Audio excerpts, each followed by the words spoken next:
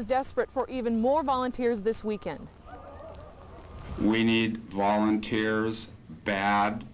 We need as many volunteers as we can get down on Alpha Avenue tonight. Tomorrow we need 300 volunteers. We're going to do all the houses in back of Riverside Drive. When I'm referring to houses, we're going to raise the elevation of the dike behind those homes on Riverside Drive. We're going to move our light plants, lights over there. We're going to bag Riverside Drive tomorrow. Please, volunteers, come help us. We need the help. An urgent plea for help from Jim Campbell, the emergency manager. Now, the diking will continue from 10 a.m. to midnight, both Saturday and Sunday here in the Riverside area.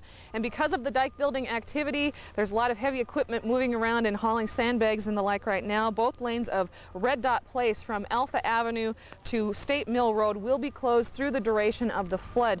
Now, elsewhere in Grand Forks, plans are being made to build a temporary clay dike this weekend along the low spot on Belmont Road.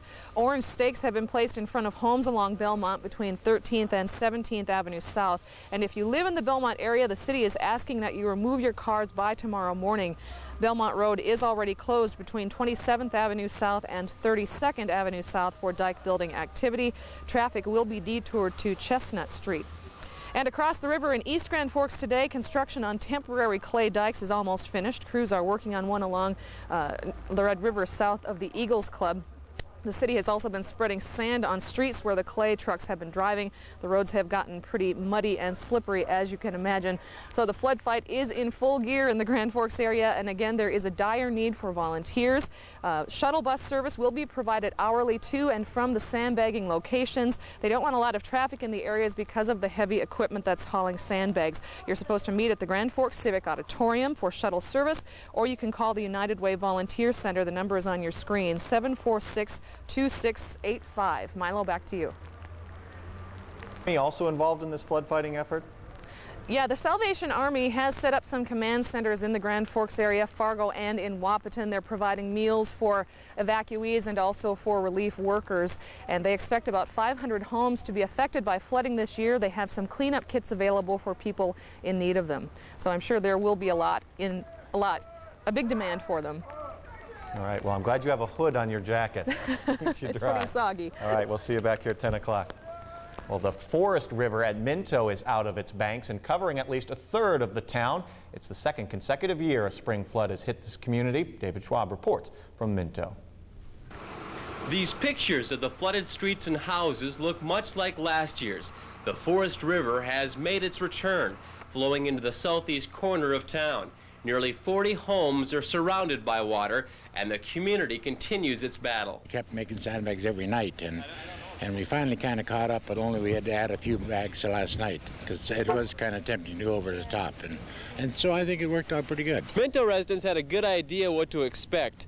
Over the last 2 weeks, they had prepared 25,000 sandbags, and last night, around 9 o'clock, they put them to use. The rivers were frozen, had nowhere to go, so it just spread out all over through the land, and basically, here it is. While a few residents did end up with water in their basement, most of the sandbags helped keep their homes dry.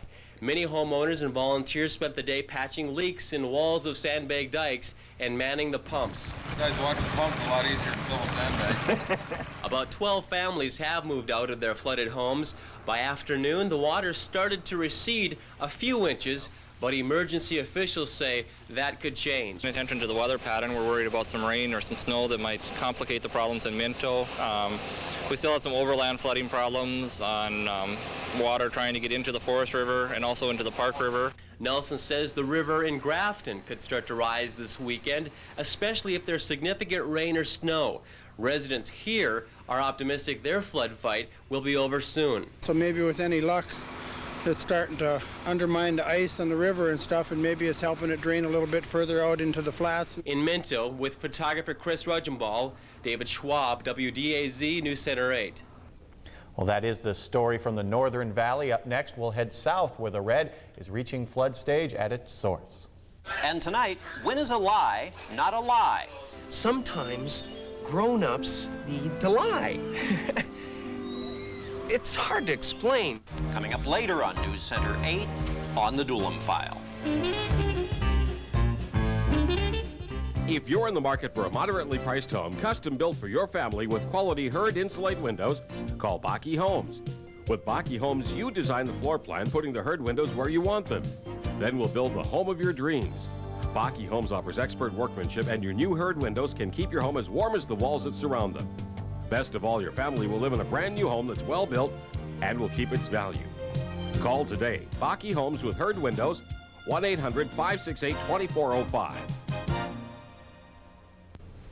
Homes north of Hillsboro, North Dakota are surrounded by water today after the Goose River rose again during the night.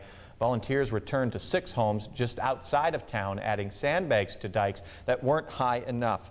The homes are now protected up to about 16 or 17 feet.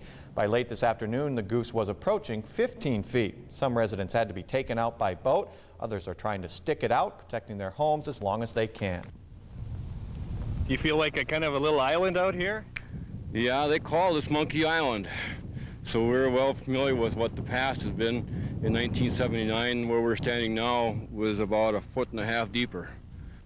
High water also forced authorities to close a portion of Highway 200 just north of Hillsboro. The Goose River is expected to crest between 15 and 16 feet on Monday. We'll have more from that area tonight at 10. Well, just across the river from Wahpeton, North Dakota, where the river is past flood stage now, Wilkin County flood experts are pondering whether they should put the National Guard on standby for a possible evacuation.